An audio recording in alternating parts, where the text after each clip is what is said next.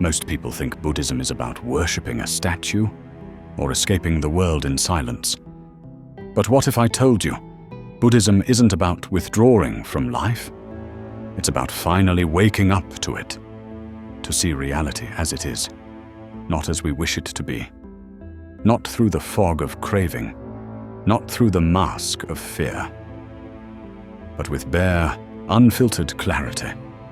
There's a reason the Buddha was called the awakened one, not the escaped one, not the enlightened philosopher, just awake. Because the moment you open your eyes in this world of sleepwalkers, everything changes. You realize we suffer not because life is cruel, but because we cling. We cling to how we think things should be, to pleasure, to identity, to permanence. But none of these were ever real to begin with. Within the first breath of Buddhism lies a truth so simple, it slips past the intellect like water through open hands.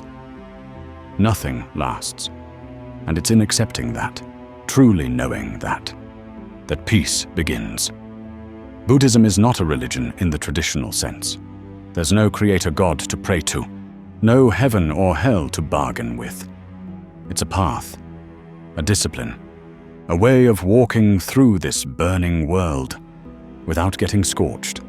In the East, they compare the mind to a monkey, restless, grasping, leaping from branch to branch.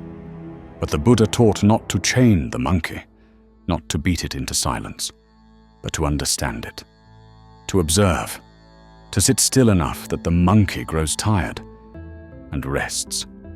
In that stillness, something beautiful happens. You begin to see you are not your thoughts. You are not your emotions. You are not even your story.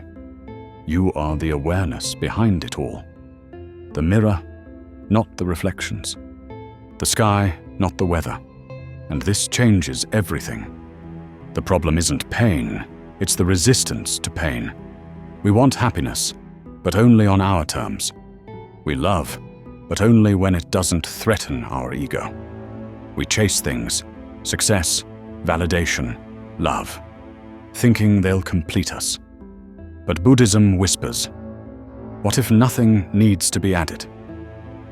A beggar once asked the Buddha, what have you gained through meditation?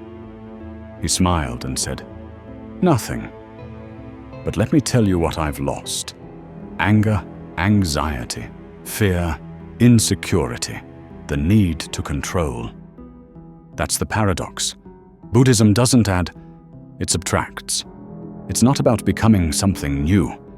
It's about unbecoming everything that was never really you. We live in a world obsessed with more. More productivity, more followers, more experiences. But the Dhammapada says, better than 1,000 hollow words is one word that brings peace. Buddhism teaches us to value the depth of things, not the noise of them. There is a story from Zen Buddhism. A student approached the master and said, I've come seeking enlightenment. Teach me. The master poured tea into the student's cup, and when the cup was full, he kept pouring. The tea overflowed and spilled across the table. The student exclaimed, Stop! The cup is full! The master said, Exactly. You are like this cup, so full of opinions, beliefs, and ego. How can I show you the truth if you do not first empty yourself? We want truth, but we come with baggage. Buddhism doesn't fill your cup, it empties it. And then, without effort, peace flows in. Today, in the modern world, Buddhism is often misunderstood. It's seen as passive, detached. But true detachment isn't apathy. It's love without possession. It's peace without dependence. It's seeing beauty in the cherry blossom, knowing it will fall. A Buddhist doesn't deny emotions. They feel deeply, joy, sorrow, grief, but they don't cling, and that's the key. There's an ancient metaphor used by the Buddha. Imagine a man struck by an arrow. He's in agony, But instead of removing the arrow, he says, "Wait, I must first know who shot it, what kind of wood it is, why it was fired, and what direction it came from." He dies before he pulls it out. That's us, always analyzing our pain, searching for meaning before healing. But Buddhism is direct. Remove the arrow, tend to the wound. Suffering can end, but only if we stop feeding it. And yet, Buddhism doesn't ask us to run from life. It asks us to live it with eyes open, to greet each moment like a passing cloud. Beautiful, temporary, and free. What makes Buddhism so powerful is not that it provides answers, but that it dissolves the need for them. There's a koan, a Zen riddle. What is the sound of one hand clapping? It's not meant to be answered. It's meant to break the mind's patterns, to interrupt the need for logic, to shock you into presence. Because presence is all we really have. The past is memory. The future is imagination. Only now, this breath, this heartbeat, is real. Everything else is a dream. And yet, we spend our lives lost in thought. Buddhism calls this dukkha, a word often translated as suffering, but it really means unsatisfactoriness. Even when life is good, there's a subtle itch, a restlessness, a quiet hunger, and we try to fix it externally, with distractions, with status, with romantic dreams. But the Buddha taught, no matter how much we chase, it will never be enough, because we're chasing the wrong direction.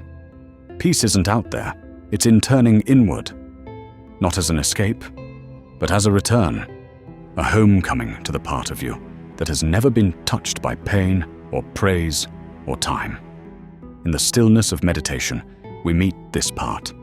It doesn't shout, it doesn't demand, it simply is, silent, aware, free.